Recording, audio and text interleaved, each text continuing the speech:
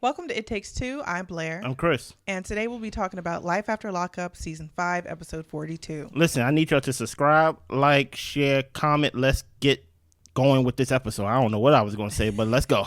So we start with Teenie and Rob. Mm-hmm. We see the fight between Teenie, Rob's mom. They ended up on the floor. Rob ended up in between them trying to break it up. And the mom keeps yelling that she wants her son back. That's weird. Rob is asking Teenie, why did you get in her face? And Teenie says, so you're going to blame me? Why is your mom being rude? She talks about how he was in jail for 16 years. His mom didn't come around until Teenie started coming around. So Teenie's daughter goes up to hug her and tries to help calm her down. Teenie seems like she's starting to have some type of a panic attack. Yeah. Rob goes to check on his mom, and his mom drives away saying that y'all don't have to worry about her. Okay. So Rob doesn't get how people just can't be happy for people. He feels like he's being pulled in both directions. You are. So Teenie, Rob, and the family get back home. He says that Teenie got into his mom's face, and he asks her again why she turned around. And Teenie says, look, your mom always walks in with the worst energy. Stop inviting her around. She says, you know, if y'all need to restore y'all relationship, that's fine. But Teenie is washing her hands of the mama. I hear you. And she will never be in the same space as the mom after this interaction. Oh, nice. Rob sees that his mom raised him, and it now seems like his mom wants to kind of kick back and get taken care of by Rob. But Rob is like, I don't have the money for that. I'm not making the fast money that I used to do in the streets. He is putting all of his resources towards his family. So he also talks about how his family texts him not to forget about them. But he's like, how could I ever forget about my loved ones? What is your thoughts on just that fight alone? Just like the mother-in-law versus the daughter. Yeah, for me, I understand, you know, looking back, Teenie mushed the lady in the face. That mom is nasty. Yeah, she is, though. She's really nasty. She is, though. And I don't think she even really cares about Rob. She wants whatever money and resources that Rob is giving to Teenie because she's like, you're over here taking care of another family. Mom, I'm taking care of my family. I'm taking care of my family. This is my wife and kids. Yeah. Like, please get it correct. But no, I honestly, I'm on Teenie's side. Really? I'm really on Teenie's side 100%. I agree with her. Like, look, I don't want that lady around me and my kids. Teenie and her kids seem like they are calm, respectful people, and peaceful people. So I just don't feel like they should allow anybody like that mama into their space with that energy. Keep the negative people out. And when it comes to Rob and his family and how he feels like, you know, he's not being supported, they didn't support you while you were in prison. I think that's just a tough pill to swallow, that, you know, you really don't have your family on your side. And I think that also as you get older, people have their own life, their own situations going on. The fact that you're out of prison is great, but everybody's life has been moving, and they had things going on with you out in just the same way as when you were in. So I think that Rob just really needs to hone in and focus in on his family and just try to make the best of his life with ever who is supporting him or not. Well, so. I can't say that Teenie's a peaceful person if she's the one that went back and mushed the mother in the face. Like, I can't say that. I can't say that they come off. I think the mom deserved it. It's not about deserve. We all get what we deserve, and sometimes we don't get what we deserve. But I could kind of see from Rob's perspective of like, yo, you know how she is. It's kind of like, you know how she is, and you know who she is. Why did you let her get under your skin like that? Fair. It's like now, like, you got to her level to where he was like, you was walking away. Why did you turn around? Like, you got up to walk away because you were the bigger person, because you are someone of peace, allegedly, and things of that nature. So for you to come back and then to mush her, it's like, it's like, okay, she deserved it, but now I'm breaking up a fight between both of y'all. Now both of y'all look foolish. You get what I'm saying? There is no victor here. There is no one that you can look at and be like, you know what, I'm with you. I feel like they're both wrong. Rob, you need to do better. Maybe do some squats. Get your foundation set. You learn how to break up a fight. And you need to put your mom in her place in things of that nature. It's not Teenie's job to ignore your mom as much as you need to put her in her place and things of that nature. So Teenie goes to take the kids to the water park while Rob is at work. He is doing safety inspections on semi-trucks. And of course he doesn't make as much money as he did in prison. And I was just like, how is he making all that money in prison? So I think I'm not going to speculate. But anyway, so she is still a stay-at-home mom. That's wrong. She's not a stay-at-home mom. She's unemployed. There's a difference. Her children go to school. You get what I'm saying? There's no one of her to take care of when she's home. You get what I'm saying? She's unemployed. Okay. So, she is talking to her daughter, and the daughter likes that Rob is home. She feels like the whole family just kind of clicked together once he got home, and he really is like a good father to the kids. Okay. The daughter wanted to kind of jump in and help when the fight was going on, but she also knew she needed to stay in a kid's place, or else her mom would have been at her. So her daughter helped her through her anxiety attack, but Teeny says, like, I'm super grateful she was there to help me, but she should not have had to do that. Yeah. Teeny has had anxiety since Shy's dad passed away. Then Teeny goes to sit in the water, and then the kids end up talking together. And the little boy thinks that, you know, people get mad. They have their reasons for doing things. He says all you can do is love and forgive. And Shy, she looks at Rob's mom differently. She doesn't feel like she can look at her as a grandmother anymore. She didn't feel like she loved Teeny as a daughter, and that's what a grandmother should do. And one thing I will say about the kids are aware of the situation. So, I 100% agree with the daughter. Like, you don't love. How can you love my mother and you beating up on my mother? Yeah. You get what I'm saying? So of course I'm gonna look at you weird. And then on top of that, I don't even see the mother basically putting a hand out, hey dude, you need help with the kids or anything like that. She just come off as someone, as Blair said, that just after Rob's money and things like that, saying she want her son back. You are not married to your son. Stop being weird. Yeah. You know.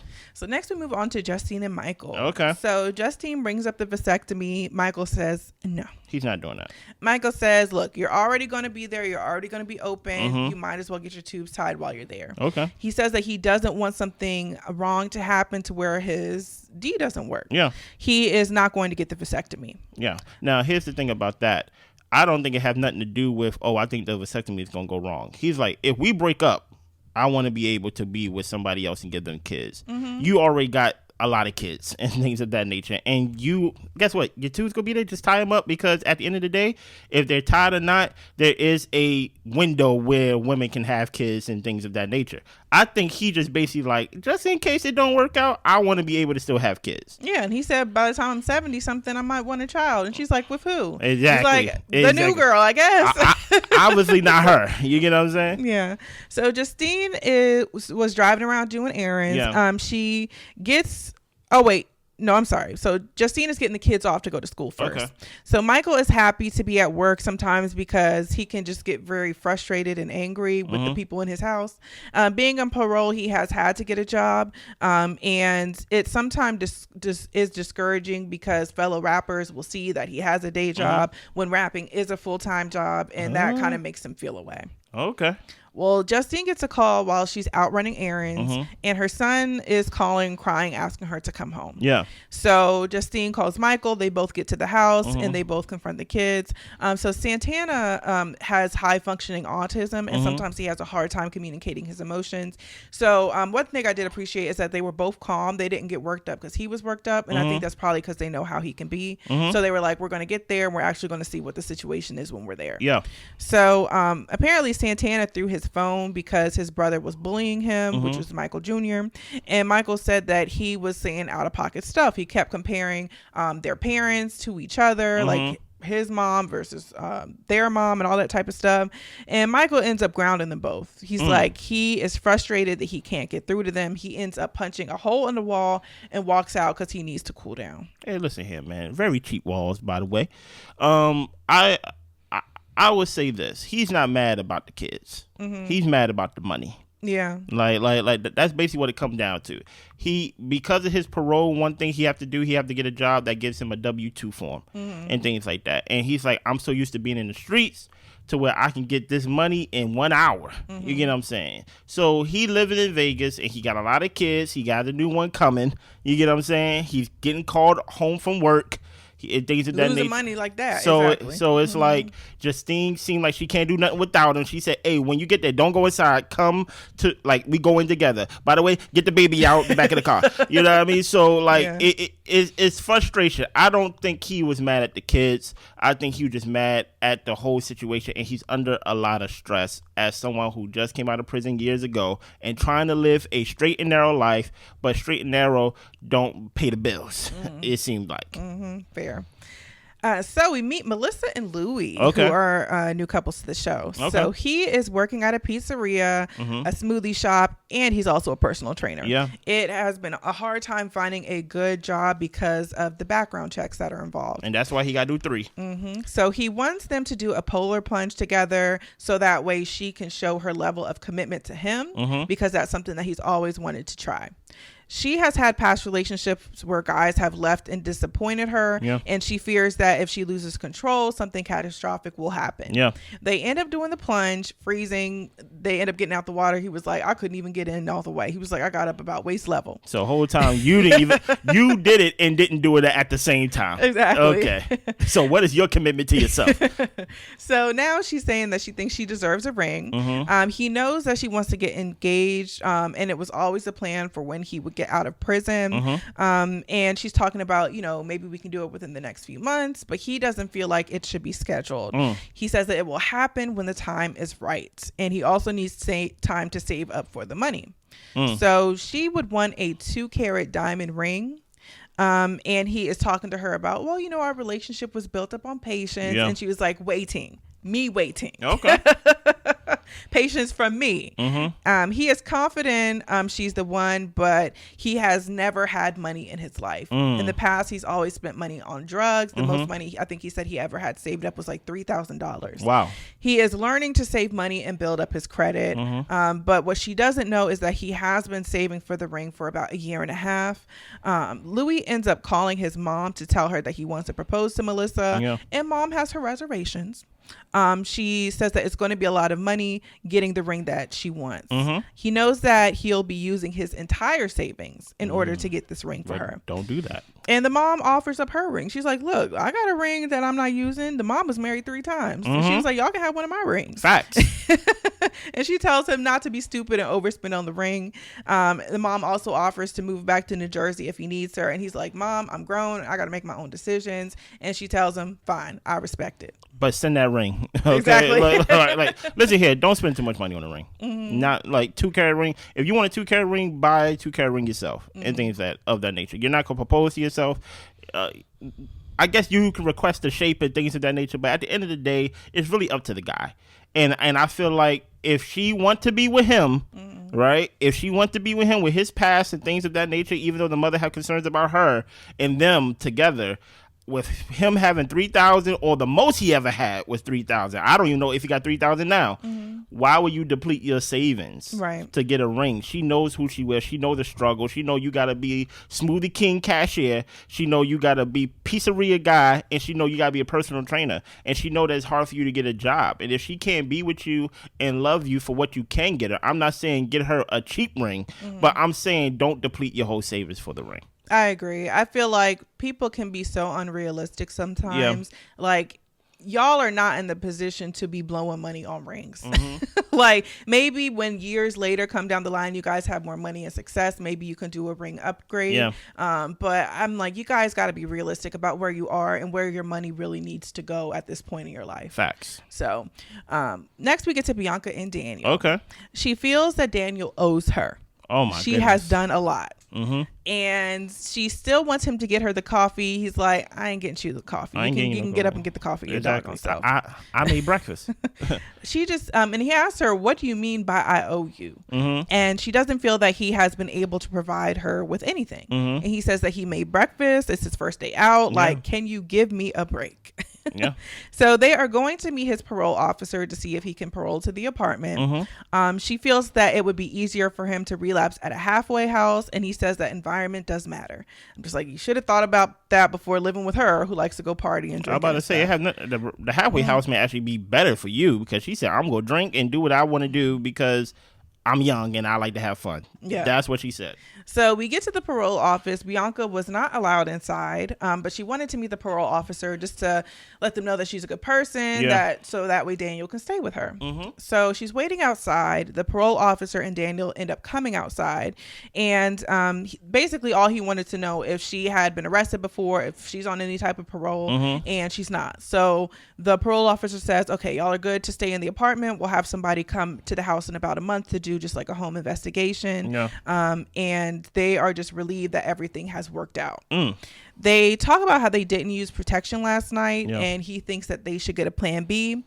She feels like she wouldn't be mad if she got pregnant. Oh, man. He's telling her that it would be irresponsible. He just got out of prison, and he also has a 13-year-old son. He has other obligations that he needs to tend to with like rebuilding his life before adding a new person into the mix. Dude, like, you know what sucks about that? He probably needs her to buy the plan B. Yeah. And that's probably the thing that sucks. So you're not even in control of getting the plan B. If she said, I don't want the plan B, you ain't getting the plan B. You know what I'm saying? Because you could buy it, but then you could dice it up, cut it up, put in her little water and things like that. Like, hey, here you go. I got your water. That's oh, hey, I got your coffee. Okay. You know what I'm saying? Like, oh, it tastes a little weird. You know what I'm saying? And he talks about how they both agreed not to use protection when he would be out of jail, but they agreed that she would get on a plan B after the fact. Bianca's talking about how she has baby fever. She wants a baby, especially after years ago having her miscarriage. Oh my goodness. Daniel,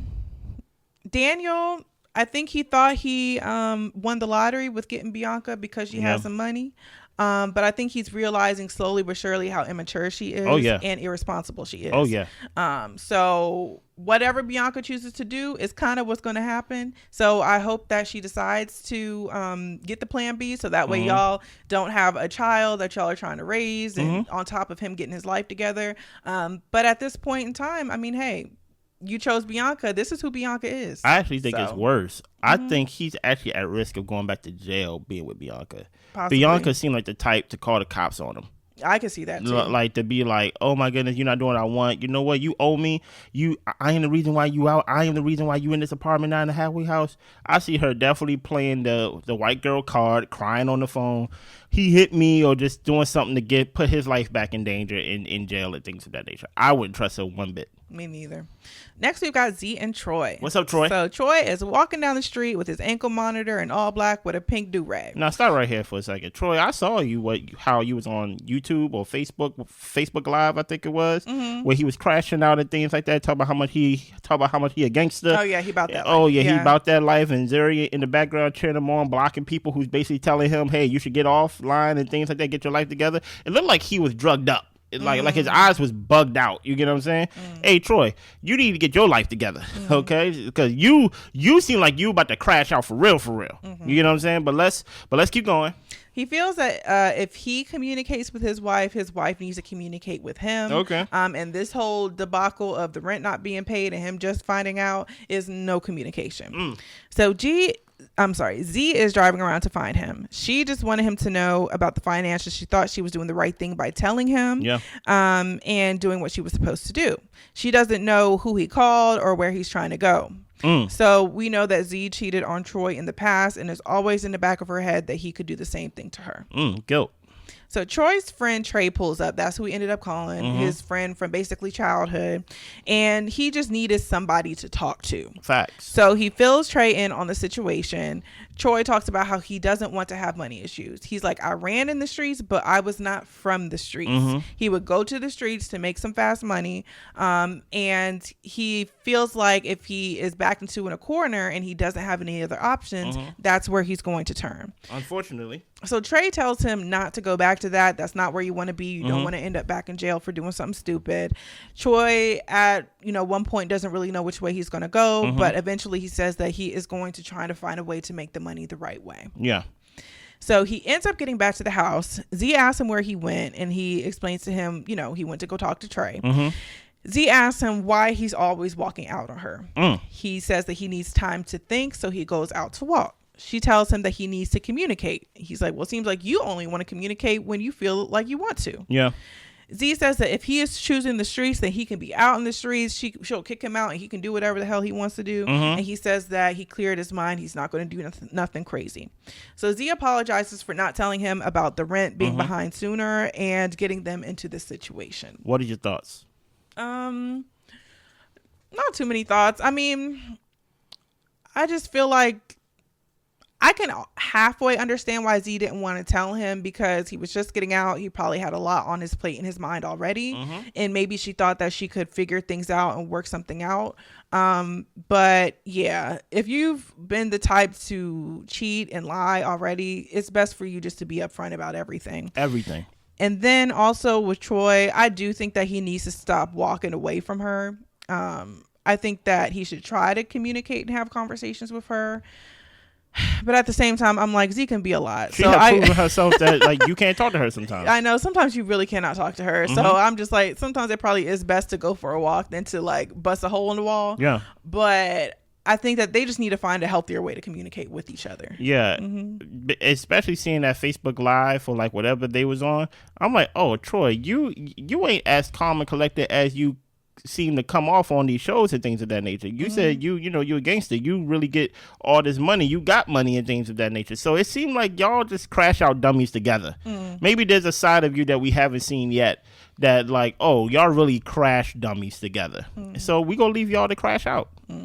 So we got Britney and Kerok. Yeah. So they are heading to the government-provided motel. Texas has not approved them to report there for parole. They get there to the motel. They say it's decent. There's no bed bugs, but they are planning to clean up the space. When Britney was homeless as a teenager, she would have to go to motels or friends' houses. And to her, it just sucks to be back in that place again. Yeah. Kerok's mom packed up her whole life to move to Houston to be close to him, but he can't even move there now. She about to crash out. So Kerok calls the girl from the leasing office at the apartments in Texas that they were going to move to. They talk about how it was really difficult for both of them being felons, like trying to find a place to live. Yeah. This place gave them a chance, but now they're going to have to tell them that they can't move there. So they ask if they could get their deposit back, if they could get their first month's rent back.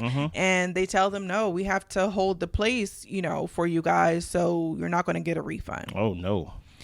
Well, it's the next day. Britney and Kerok go to Kerok's mom's house. So the brothers, the mom, everybody's packing the car up. They're excited to move. The mom is a little bit nervous because she's never driven that far, but she is going to do it. Okay. He tells his brother first that they aren't going to be able to go to Texas. Oh, boy. And the brother's just like, you tell us that and I'm going to have to deal with mom. Like, okay. Kerok ends up telling his mom that their move to Texas got denied. She says after everything she did, hell no. He tells them that he learned about it yesterday, and she says, if you would have just told me, I could have got this thing figured out and worked out in a completely different way. Because I don't know about that. If y'all remember, the lease was up the next day. So I don't know if she could have called the people and asked to extend the lease during that time frame, but she says that, hey, if you would have told me, I could have probably worked something out. She just would have yelled the day before. That's all. Yeah. So Kerok says that, they knew it was a possibility. They were taking a leap of faith by going without getting the approval. That's dumb. And the mom is just like, you know what? Whatever. So they get in the cars and they are driving off to Texas. Yeah, we're going to Texas. Well, because she ain't got no place to be. Yeah. You know what I'm saying? Her house is in Texas now. Right. So Britney and Kerok, they can apply to Texas as many times as they want. Britney is worried that she's going to spiral out of control because that's where she lost control of her life before when she was a teenager living in motels and just the instability. What do you mean leap of faith? Yeah. You an ex-convict. like you don't need leap of faith. They have procedures so you don't take leap of faith. Exactly. You get what I'm saying? If you would have followed the procedure, you wouldn't have sold your family this pipe dream that you can just travel amongst the states and things of that nature, in and out of states, in and out of Tennessee, in and out of all these places. And now the place that it just so happened, the place that you want to move to, they're like, you know what, we ain't letting you in. We are not letting you in at that Texas at that. So it's I don't know what part of Texas they're going to, but Texas is. Some people say we have 49 states and Texas. You get what I'm saying? So Texas got their own rules they go by. They even got their own electricity grid that they go by that's very different than all the other 49 states of the country. So it's like Texas is its own country in a way. And for you to take a leap of faith with Texas, You was not forward thinking at all. You did not do your research on Texas. You did not do any. Forget research. You did not talk to your parole officer. Right. Period. Get the approvals you need. Yeah, exactly. What are your thoughts on them? Just my only thoughts is like you guys got to go by procedures and get the approvals and all that type of stuff. Like y'all aren't free to move as you please. Yeah. So you need to wait until you get approval. But but a lot of these people, it's crazy to me. They think that they can just find their way around the system. Yeah. And some people they do. Daniel's able to live with Bianca, but I don't know how good of a thing that's going to be for him. No, it's not going to be good. That's all I got. And guess what? Baby girl, you about to spiral out of control because y'all going to be residents of Virginia for a while. You get what I'm saying? Is that it? That's all. Listen, I need y'all to subscribe, like, share, comment, all the above. We be back next week. See y'all. Bye.